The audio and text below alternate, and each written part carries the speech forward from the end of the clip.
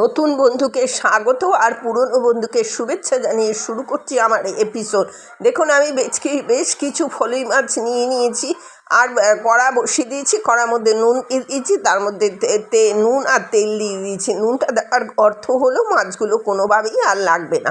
R in between the period আমি 2 রকম সর্ষে, পোস্ত আর কাঁচা লঙ্কা নিয়ে নিয়েছি।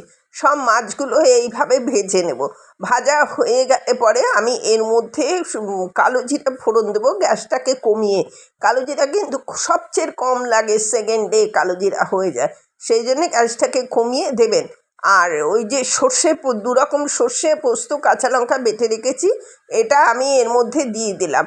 এটা আপনি এর মধ্যে 2টো কাজু দিতে পারেন, তাহলে থেতো ভাবটা থাকবে না, কিন্তু আমি নুন দিয়ে এটাকে বেটেছি, এতেও থাকে না। দেখুন এই সর্ষে তো বেশি ভাজতে নেই, তার জন্যে আপনার এটা ফোটা পর্যন্ত আমি অপেক্ষা করব। বাই দ্য ওয়ে, আমি নূপুর, আপনারা দেখছেন smile with Nupur and Tania. Please একটু সাবস্ক্রাইব করে দেবেন, বেল আইকনটা টিপতে ভুলবেন না। লাইক শেয়ার করে পাশে থাকবেন। নিত্য নতুন রেসিপি পেতে আমার চ্যানেলটা সাবস্ক্রাইব করে রাখবেন, যখনই নোটিফিকেশান আপনাদের কাছে পৌঁছে যাবে, যখনই আমি আপলোড করব। যাই হোক, আমি পরিমাণ মতো এতে জল দিয়ে দিলাম। এটা খুব সিম্পল রান্না, কিন্তু সামান্য একটু টুইস্ট আছে। এই টুইস্টে এই রান্নাটা অনবদ্য হয়ে যায়। অনেক রকম তো ভুলে মাছের ঝোল খেয়েছেন, পাতলা ঝোল খেয়েছেন, সব রকম আমার চ্যানেলেও আছে অন্যরকম। কিন্তু আমি তো আপনাদের বলেছি যে আমি একটা জিনিস বিভিন্ন রকম রান্না করব। সেই রান্নাটা যদি পেতে চান, একই ফলি মাছ দিয়ে 3-4 রকম করব, একই আলু দিয়ে 1000 রকম করে দেবো। তা সেই জন্যে আপনাদের এই অনুরোধ রইল, করে দেখবেন।